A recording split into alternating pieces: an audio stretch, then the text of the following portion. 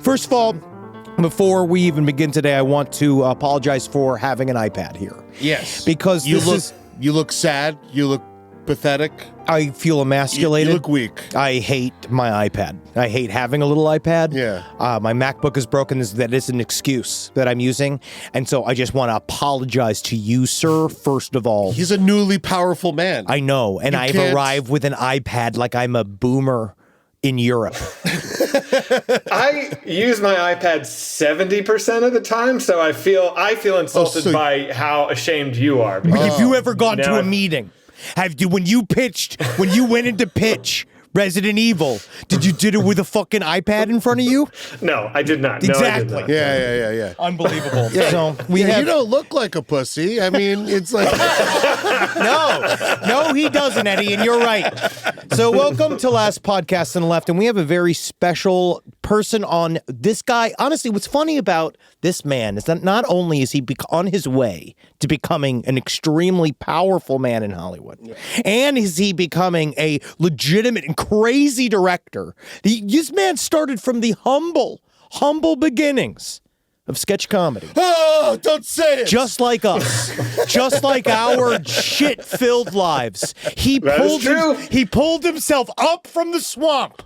And he made it to the big time. What, you think you're better than me? Yeah. You think you're fucking tough? He fucking You does. think you know nice with your fancy clear glasses? This is the director of the new hit, Weapons, and the current hit, Barbarian. Woo! And one of the Lord creatresses of Whitest Kids You Know, Zach Cregger. Thank you for being here.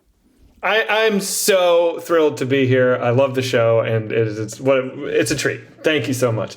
Henry, have you talked about how you came in to help me with Barbarian? I've been discussed? Only little pieces. Is that I came in and because I didn't even know what the full extent of my voice was used. Well, sadly, it wasn't used. God, that's fine. Okay. That's fine. That's fine, though. But yeah. It was very kind of you to help, though, because what was going on is I was trying to get the scream down for the mother, and I just could not get the scream. And I was listening to your podcast, and you were doing some fucking character, and you just like very casually went like, and then they go like, "Wah!" And you did this like amazing blood-curdling shriek, and I was like, that's what I want. I was like in the car, and I was like, he did it. And so I got a hold of you, and you were so kind to come in, and I made you scream for 20 minutes. It was awesome. And it was fun. It was my pleasure. To hang. Yes, it was my pleasure. No, it was so much fun. It's a good bring up. So like we know each other from way back in the day. Whitest Kids was always held as like this wonderful esteem because when the goal. I'm sure you hated us just like every other sketch group hated us. You know what, dude? What's nice is that you guys were awesome. Yeah. Each one of you was extremely sweet to us. You never made us feel stupid. We were told, because we were the only other independent sketch comedy group, that when we arrived, we were like a part of a pastiche of independent sketch comedy groups. And like you were like kind of the bastion. You guys were the light on the hill that like, oh, if you're just funny and you're right place, right time, they give you a television show. And then you sealed up the door behind you. You really did. Well, that was part of our deal. We were like, close the door. Yeah, but the part of sketch comedy, I feel like now we're seeing. We even had Biederman trying to help us for a hot second, and he couldn't do shit. Right? He couldn't do shit with us He's either. So great. We were a fucking disaster, though. We were hammered. We were disgusting. That was the problem. You think we weren't hammered? Are you kidding? God damn it! So it couldn't work. But a lot of people now, Jordan Peele, a lot of people are seeing this connection between horror and comedy, and I think it's getting kind of like everybody's saying sort of the same thing, right? Where that comedy it hinges on timing and a visceral response, which is very similar to humor, but I think it's deeper than that. Oh, tell me. Well, no, I wanted to ask you if you felt that exercising dark ideas through sketch comedy actually creates a darker vision for like the world in general. What an amazing question that I have never really considered. And I think you could be right. And here's why I'm going to go with you on this journey here is because all the brainstorming that we would do to sit down and just start like, okay, sketch ideas, because we've all been there like, what would be crazy? You just start pushing your brain to think of like, what's an extreme situation? And I did that all day, every day for I don't know how many fucking years. I committed all of myself to White Kids, basically a decade, honestly, you know? Same. So I think like if there's a gym, you know, like a mental gym, I was working out the muscle group that was like, how far can I go? You know, how can I go left when I should go right? You know, so maybe that's in there. Maybe plus, so. I feel like movies are almost like a series of sketches, like getting you from scene to scene in a weird way. Do you think that horror movies like comedies hinge on pivotal scenes or versus entire arcs?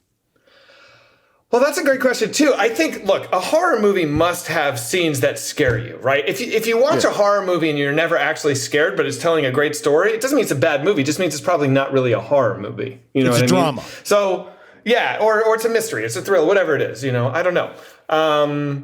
But I mean, the best horror movies will have those, but they'll still, like, you could take the scares out and it would still tell a compelling story. Like, The Shining is still a fascinating story, even if it wasn't, you know, as viscerally terrifying as it is. Because I want to track this guy's decline, and I want to watch how his family has to react. I think that's a really engaging story. So I'm trying to think of like a terrifying horror movie where if you took all the scares out, it would be like, let's examine Terrifier 2. Right? Yeah, Okay. sure, yeah. Terrifier 2, which is like, for me, I view that even closer to like a comedy in terms of you have set pieces. Like Terrifier 2 has set pieces that the movie is sort of moving towards that allow these things to collide. Where like you did that so well in Weapons with the kind of way you told the story where you set 4 lines out at each other and then they all collide together. Yeah. But Terrifier 2 is a much more deeply simplified version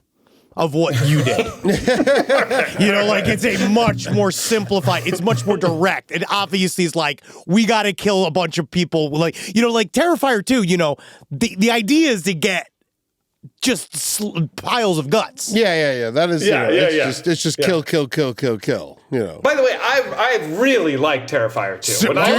They're unbelievable. I am a big fan. When I went to Fright Fest in 2022, the only movie I was like, I gotta clear my schedule to go see Terrifier 2 because I loved Terrifier 1, and I was like, I can't believe I had to wait like this many years to see this fucking thing. I am ready. So I was really happy with them. I'm into it. I mainlined all of them at once just because I was literally scared to see them. Yeah. Because I'm like, I don't know if I can handle all this gore. And then so I was just like, then we interviewed David Howard Thornton, so I just watched all 3 like right in a row, and that's the way to do it. And he's the simplest little cowpoke Southern boy. Have you ever talked to him?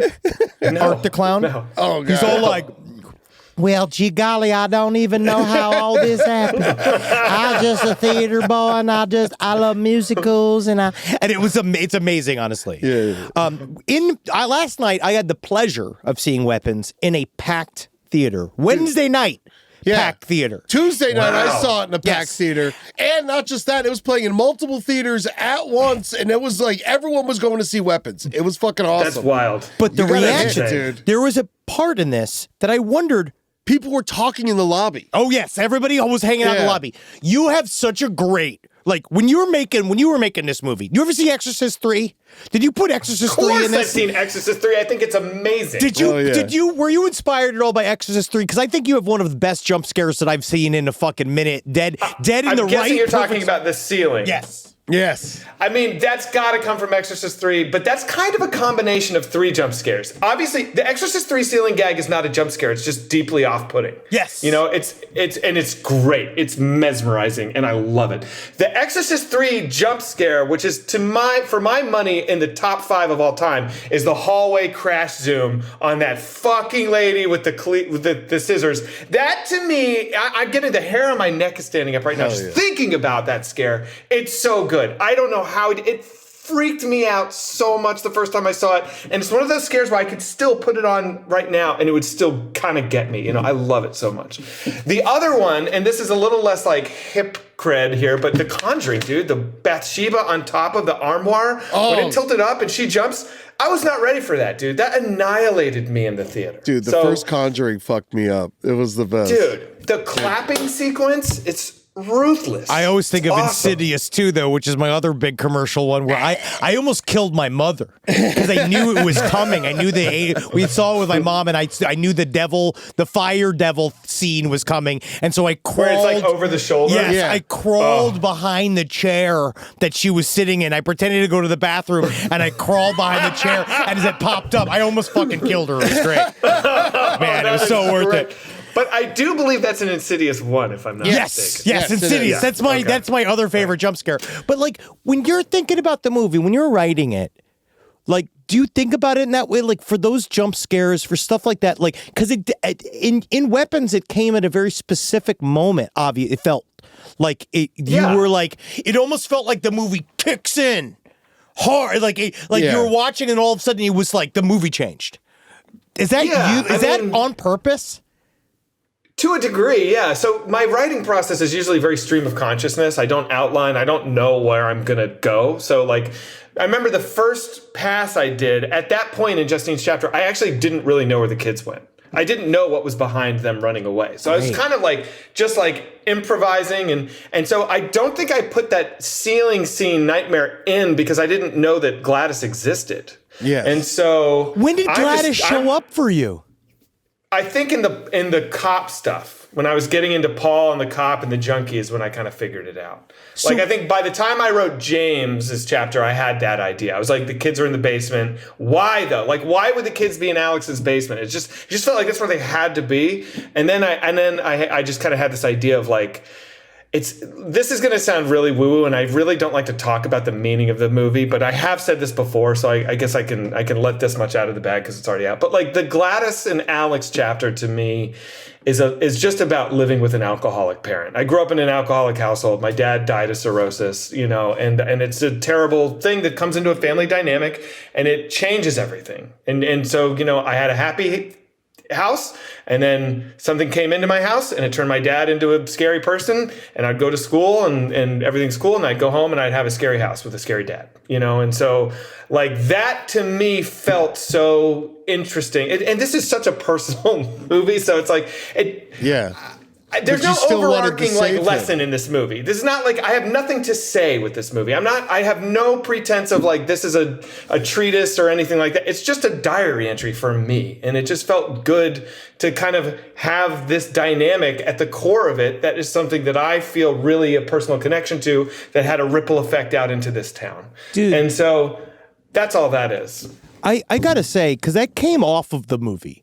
Like watching it, I did not read any of your interviews leading up to it. I didn't even see a trailer. I didn't know what the movie was about. It's the best way to go in. It's my favorite. And so I went and watched it, and the first thing one of my first reactions that came off when I saw it was there's so many allegorical layers within this story that can be applied, that you wonder if it came from something personal. Like it felt like it, because it definitely feels like they're all like it feels like there's a lesson to be learned here, but we have no idea what it is. And everybody that's a responsible person inside of the movie is also like, there's a lesson to be learned here. What's the fucking lesson? And they can't figure it out. They all do what they think is right, and it just doesn't work out, man. It's fucking weird.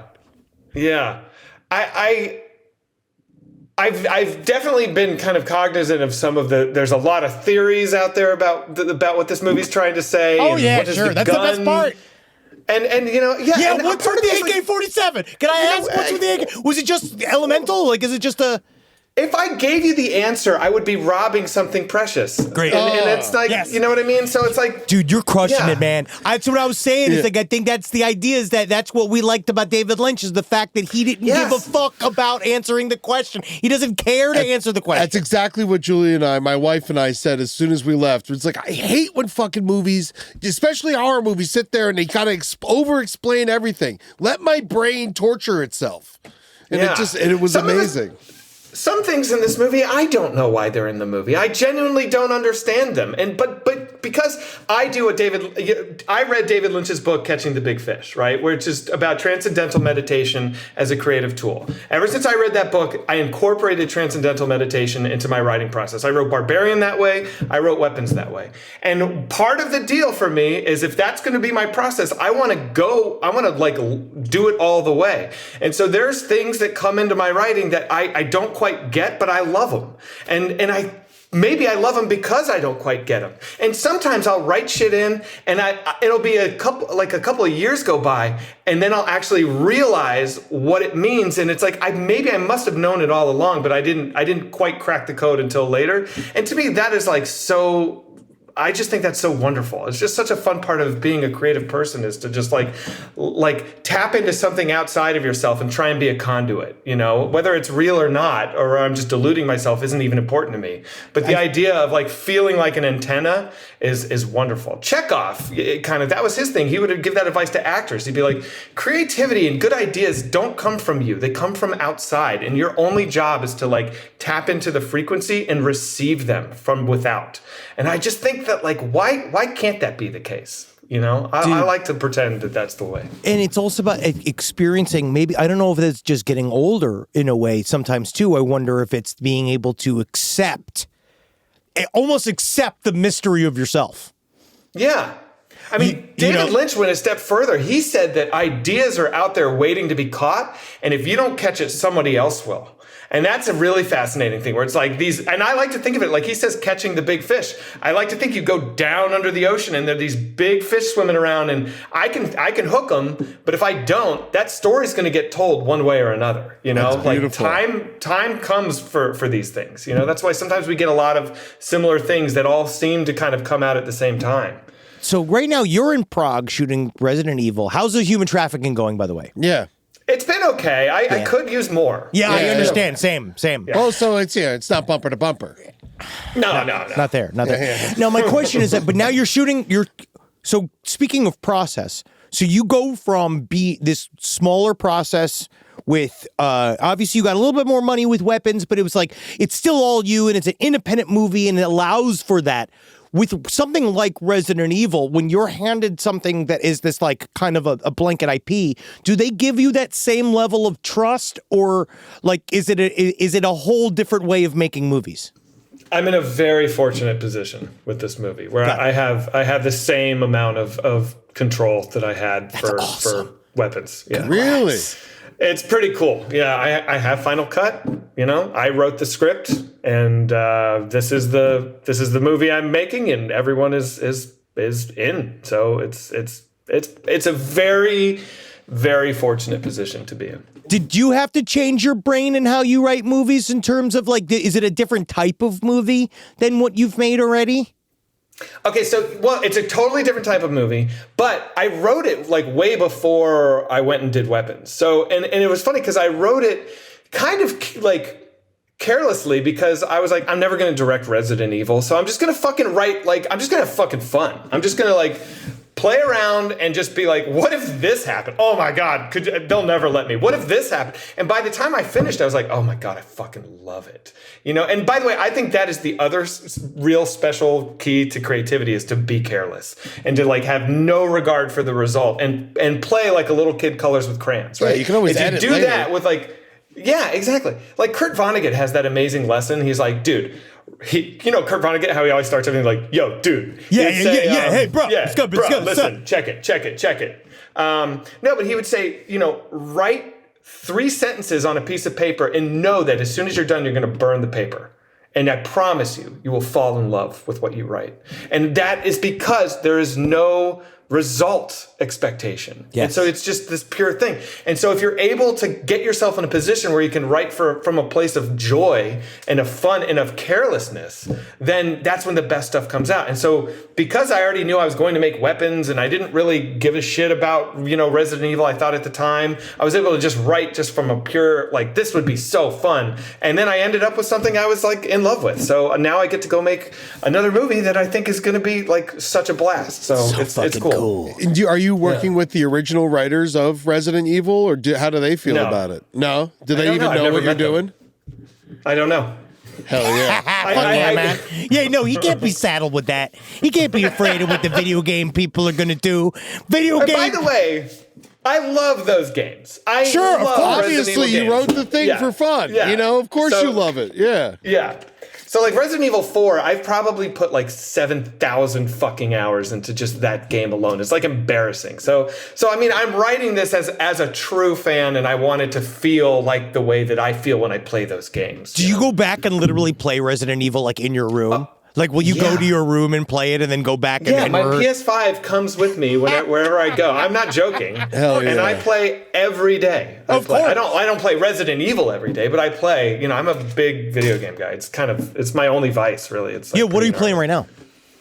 Right now, I'm playing two things. I'm playing the new Mafia game that came out this week, which is Mafia the Old Country, which is it's cool. And I'm replaying for like the fifth time Tiny Tina's Wonderland because I'm so excited for Borderlands 4 to come out next month. That's amazing. Wow, that's right. Yeah. You see, this is good. It's a peek inside. I love you working at the idea of you making Resident Evil and going back to your hotel room and playing more Resident Evil. Yeah. I do it. When I was a cook, I used to go home and play Burger Time, So it's like, so I understand. Hell yeah, dude.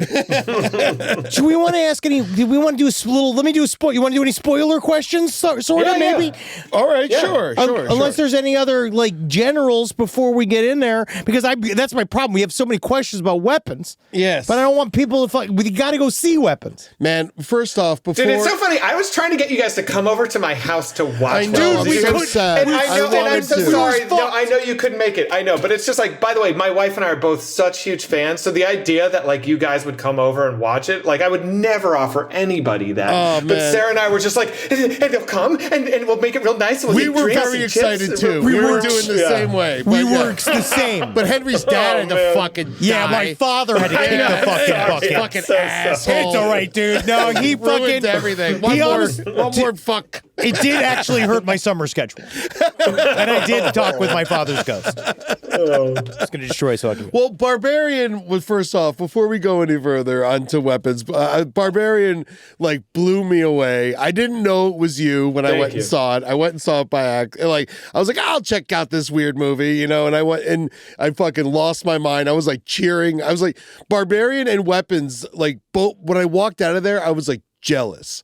I was like, it was one of those. I was like, God damn, fucking did it, you piece of shit. Motherfucker. It was so good, man. I really loved it. I was rewatching it last night before I came here.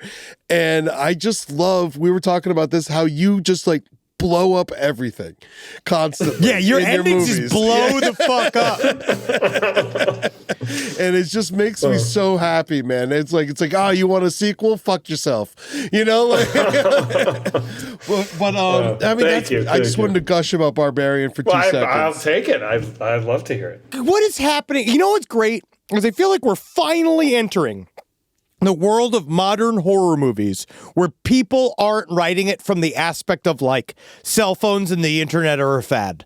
Yeah. I feel like you're finally embracing this. What we were like, my wife and I were talking about last night about the idea of like almost like an urban fairy tale where it's like it's taking place within a believable environment. Like when you were working on Barbarian, Detroit obviously had a lot to do with the movie. When you were shooting this movie on Weapons, it feels like I've heard several critics already say the idea of Stephen King-like. Right? You've seen the Stephen King-like, and both Natalie and I both said the same thing, oddly enough, as soon as I was watching. And I was like, that's where Pennywise lives. Like, as soon as I saw that bridge, I was like, that's where Pennywise lives. 217 is all in the Stephen King world. And then, is that overt, or is that subtle? Is that like on the inside? It's not intentionally, but I don't think you could be our age and grow up in America and have an interest in horror and not be totally baked by Stephen King. Yeah. It's just like, it's unavoidable. So I loved, I read it in junior high and I fucking loved it. So yeah, I'd be a total liar if I was like, no, man, there's no Stephen King in this, because it's like the Beatles. It's like, it's everywhere. It's there's Beatles in it too, right up top, man. Yeah, dude, how'd you get the George Harrison song? Oh yeah. Oh, look at your shirt. Oh, fuck yeah, dude. Yeah, dude. How did you get that song? What a great moment, dude. I was so happy. I'm just singing. I was like, peace. I was like, I ate a little mushroom pill. I was like, I love that fucking song. That song is so good, dude. I mean, we got it. We just had to pay out the ass. Dude, I've been listening to All Things Must Pass ever since I saw the movie, just over and over again. Album. It really is. Album. The music was how specific and how involved were you in choosing the music for the movie? Because he wrote a bunch of it. Yeah. I scored it with my two best friends. Yeah, the Halliday brothers or something. The Halliday brothers. Yeah. So Ryan and Hayes. They're like two dudes I grew up with in Arlington, Virginia. We were in a band in college, and they're really talented musicians. And we just share a musical mind because we've made music together for so long. And when I was doing Barbarian, I was just kind of like, I just realized like if I could do this with Ryan and Hayes, it would just be so like psychic. Mind meld easy. And so on this one, they had never scored a movie before. I'd never scored a movie before, but I was just like, I want to just try this. And the studio was cool. And so, I just brought my best buds to New York and we just did it. It was great. What is that process like, honestly? Like, is the movie already cut and finalized by the time you're doing that? We did it weird because before I went to Atlanta and shot the movie, I got together with Ryan and Hayes and we went through the script and we scored the movie. So like we wrote like all this music like for each scene. And so when I was shooting, I kind of had an idea of like, how it was going to feel, which was really helpful. And then when I was editing it, they came out and a lot of that stuff didn't make it in the movie, but some of it did. And I didn't temp anything. So they were just there. And as I'm cutting the movie together, I'd cut with my editor, I'd go in the room with them and then we'd start doing the music and I'd go back with my editor and do some cutting. And so we were able to just kind of stitch the picture cut and the score together simultaneously. So I never, that's cool. They kind of informed each other. It was really cool. But also the music, the song choices were all like elementally in the same, like it was a very specific vibe. Like it was like that. Yeah. Like, and is that like just Beware of Darkness and the Percy Sledge are in the script. I knew I wanted the Handsome Family song like while we were shooting. And then that MGMT song at the very end, good. I knew I wanted that like from the very beginning. So, I love that band. I never heard that song before. It's perfect. It's off of their Live at the Guggenheim album is amazing. And it is just as good as some of their studio albums. So I highly recommend it. I feel like that's one of those things that also just either raises a movie up or destroys it. Yes. Is the soundscape in that way of like choosing, because there's something about your song choices that made it feel like the suburbs. It made it feel like a place that's safe. You know what I mean? Like a place that like you're in a safe place. You're being held by this like warm, understanding music, but it's obviously an extremely unpredictable world. Yeah. I just loved it. Fucking great work, bro. Yeah. Great fucking work, bro. Also, thank you so much. Also, totally dug the Steamboat Willie, usage. Oh, well, that's crazy, right? Because this is the year that like Steamboat Willie came up for public domain, and so my costume designer was like, "We can do this." And it won't be like totally played out. And I was like, let's fucking go. Fuck yeah, dude. It was awesome, man. Just watching him go around fucking covered in blood. Dude, all right. So spoiler zone, I guess. Yeah. Let's just so you know, we're going to ask some specific questions about weapons.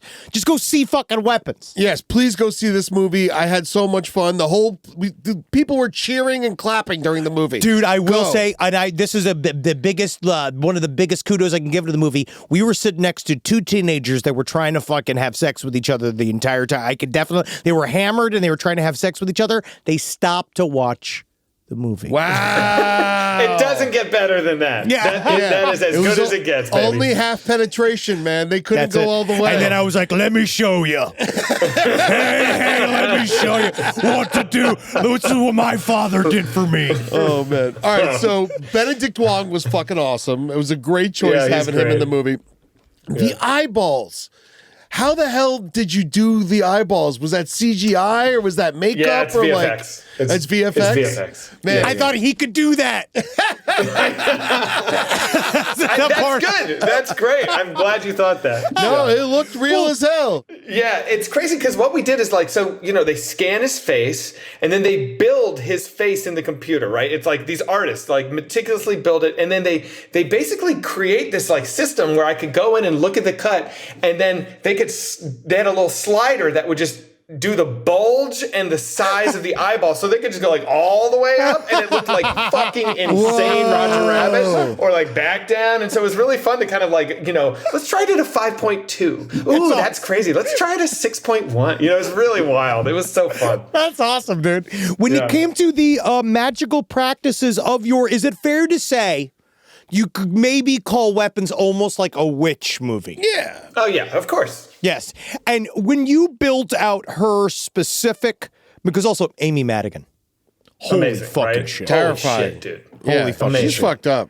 She's got to get her teeth fixed. Yeah, she's good at therapy. Yeah, she's all fucked up. But it's like when she was making her the magical practices and all the stuff that she was doing, did you have a firm idea of what it was that she was doing? Did you and Amy have a long conversation? Or was that like just kind of like, let's play it like it was like, but nobody else has to know? You mean in terms of the rituals that she was doing? Yes. No. That I worked out way in advance. And that was actually pretty complicated to try and get it because it has to like serve different functions in different scenes, but it has to stay consistent. So that was something I worked on with my production designer, Tom Hammock, and I. We really kind of like ironed out together how the ritual would go. And that was fun to kind of create your own magic rituals. There's the Mekons. There's this punk band, the Mekons, and they have this song called Dancing in the Head. And it's just about, it's instructions on how to create a zombie using like voodoo. And it's fucking awesome. And I was going to call the movie Dancing in the Head at one point. And it's just the idea of like soak a dollar bill in rum and then light it on fire and have 4 windows that aim at the 4 corners of the earth. All this, I just love that kind of stuff. Yes. And there's this great book called Serpent in the Rainbow, which is it's like a nonfiction book about, Haitian magic and stuff like that. Great movie too. And anyway, I didn't want to use real stuff, but it was such a fun opportunity to create my own, rituals. So like I invented that tree and the idea of like, it's all kind of adjacent to existing magic practices, but it's fake, No, I fun. recognized it honestly, and I really appreciated it. She was never related to them, was she? I don't know. Come on. Fuck yourself. But I do think it's fascinating that the way she describes her relationship is different from the way that Whitmer Thomas describes the Exactly. He's like, so we saw her one time when 15 years ago, and then the other one was like, I don't know if I've ever met her. I was just like, that's fun. That was a great. Yeah. When it came to Gladys's look, was that a long conversation? Was that a conversation between you and Amy and the production, or was that? Did you have to like convince Amy to not look like that? No, Amy Did she is so just down arrive for, like that? She's dead. No. Yeah. I was like, Amy, can we kind of like dial it down a little bit? She's like, no, in for a penny, in for a pound. So yeah, her look is based off of in Twin Peaks Fire Walk with Me when he gets out of the plane and there's that woman on the tarmac. That scared the fucking shit out of me. Yeah. Scared me so bad. So I was just like, that is always kind of in my mind. And then the photographer Cindy Sherman, who I've always adored. I don't know if you're familiar with her, but she does these self-portraits and she uses prosthetics to create this like uncanny valley asymmetrical look. And she's always like photographing herself looking grotesque. And it's awesome. So I knew I wanted to incorporate some of that. And then there's just like that Boca Raton old retiree kind of fashion sense that I just think is so great. And so Trish Somerville, who is my costume designer, and Jason Collins, my makeup designer, we had a wonderful time figuring out how to like build Gladys. It was great. I love it because it's obvious Gladys is trying to figure out how to fit in. Right? Yeah. I like the idea of like Anton Chigurh, like how he's just kind of impersonating what he sees around him. So he's got that fucking stupid haircut and his clothes are too clean. It's like he went into a Western store and just like didn't look too hard. And he's just kind of like, he's impersonating something. Yeah, he's I like the idea but that he's like, also a demon. Yeah.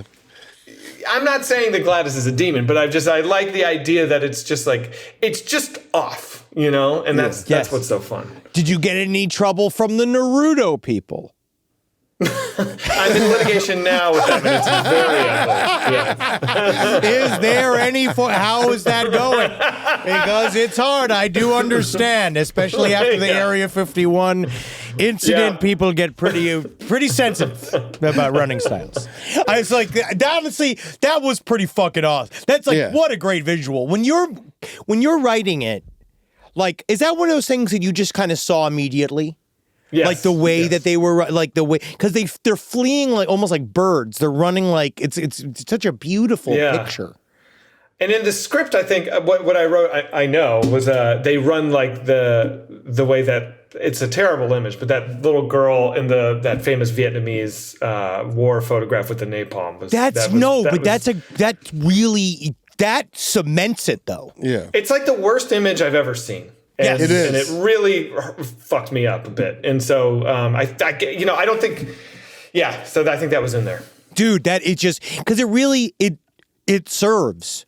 It serves the work. Like, it's really amazing just hearing you talk about how much was both happenstance but mixed with planning and stuff. Like, it really shows that, like, movies are little miracles. They are absolutely little miracles. Every single one of them is. You know, like, they are. The fact that you could put it all together, the fact that all of these things happen and they all, like, but I think that partially it's because it's also you delivered a great lesson to our audience about the idea of getting out of your own way. And just making it, like playing it as it lays. You're going to make it as it comes out. I think that's a really healthy practice, you know, and it's that David Lynch thing. It's like you go inside of yourself to receive something from outside of yourself. You know, it's like counterintuitive, but I think it's a real thing. And because you aren't like an autocratic monster on set. You're not all like, I don't think that's in the goddamn movie. I don't care. Like, is it one of those where, yeah. No, I try not to. I mean, I want everyone to have a better idea than me because then the movie gets that much better. You know what I mean? So, yeah. One thing I really dug was like the tiny details that kind of like were misdirects. You know, you think it really to me anyway. Maybe I'm an idiot and it did mean something and I didn't think it did. But like, like the people drinking and stuff. You think and like the relationship between the cop and Julia Gardner. You know, like I love all that stuff and it kind of just like and then it just becomes like it just at the end of the movie none of it matters. And I thought it was. I've heard that worded as a criticism of the movie. What you just said. I appreciate that for you. That's a good thing. But no, I think that is one of the things people don't like. It fucks up my brain, like because I'm going one way and then all of a sudden it's like, oh shit, it's this, you know, and it's like I like that. No, it's about how everybody in the movie is willing to blame anybody else but the actual problem. Like that's how it feels. Everybody's looking for a very simplified answer to more than an answer to a question that literally there is no answer to. Yeah. Yeah. So that's how I viewed it, where it's like you have all these people that desperately want to help. The cop wants to help. You know, like Julie wants to help. They want to help. They're like even Josh Brolin. What is it like working with a movie star like that? It's wild because like Josh is first of all he's very cool, like he's a very chill, like disarming, funny kind of. He's a good hang, you know. So I'd kind of gotten to know him a bit before we started shooting. So I was starstruck when I first met him because it's like Josh fucking Brolin, like No Country for Old Men, like what I don't even know what to say. But he's very very good at quickly kind of disarming you. And so by the time, we were like having our first day on set, I didn't, he's just Josh, it's like, it's easy. But I remember I'm looking at the monitor and he stepped in front of the camera and I'm watching it on screen. And I had like a real like, holy shit, it's Josh Brolin. Like, it's a moment. And I felt like so fortunate in that moment. I get to have this for the whole fucking movie all the time. It's crazy. Like, what is that difference? Because I see me on camera, I'm like, oh God. But then when you see what makes a movie star? Like, well, what is it about it? It's a big head. First of all, you gotta have a big head. A big head helps. Josh has a big head. Jack Black literally has the largest dome I've ever seen on a person. Humphrey Bogart, giant. He was like half head.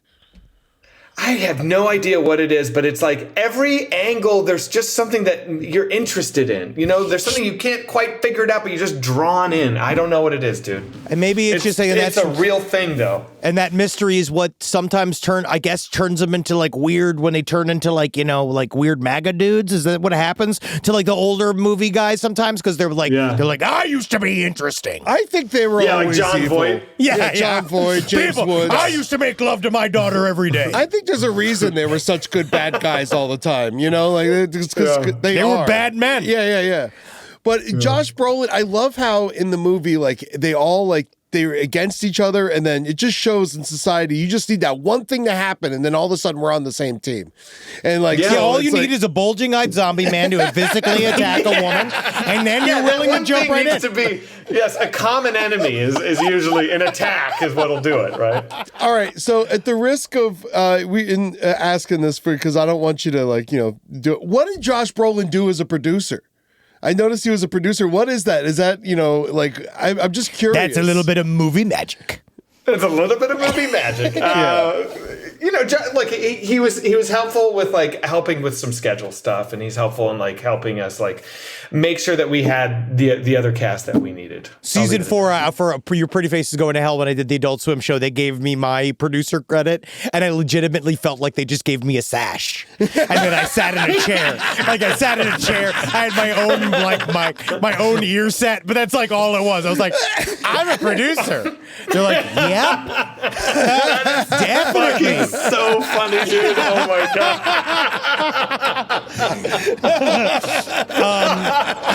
It's just the truth. Dude, thank you so fucking much for taking time out of your busy day. I know you're working like a goddamn maniac right now. Thank you so much for talking to us, man. Yeah, man. You guys, this was so fun. I'm so happy to do it. I've been really looking forward to this. Just go get your ass to Weapons. Go see this movie in the theater. It has to be seen in the theater with a crowd. You're going to have the best time checking this movie out. Bring a crew, bring your friends. You're all going to talk about this movie forever. Old-fashioned gasps and laughter in a film. Yeah, I can't. Great work, man. Gasps. Like, people screaming. Like, literally, dude, people screaming. Yeah. It's awesome. You did it, You got that jump scare. I literally went, oh. I went like, oh. Like, I yelled. You know what sucks? I'm in fucking Prague, dude. And Prague is beautiful and wonderful, but like I wasn't in America for the release of the movie. And I went to go see it opening weekend in Prague at a mall near here, and it was fucking empty. And I was just like, God, man, I feel like something cool's happening right now. And I'm just you should just be barking outside the theater. Just be like, hey, what for you? That's my goddamn movie. Yeah. Well, don't worry. I'm out here telling people I'm you. Yeah. And celebrating your success. Don't worry. I'm the director of this film. I say that quite often. I'm used to saying that. Zach Cregger, thank you so much, and fucking good luck on Resident Evil. Yeah, man. Go rip the cock off a zombie for us today. Go punch Andrew Tate's cousin for me. Okay. Can we do this again when Revs is done? Can we do this again? Of course. Anything. Okay, anytime. I just want to hang, be honest. Yeah, we'll hang out too. We'll just do like an actual social hang. Can we be friends?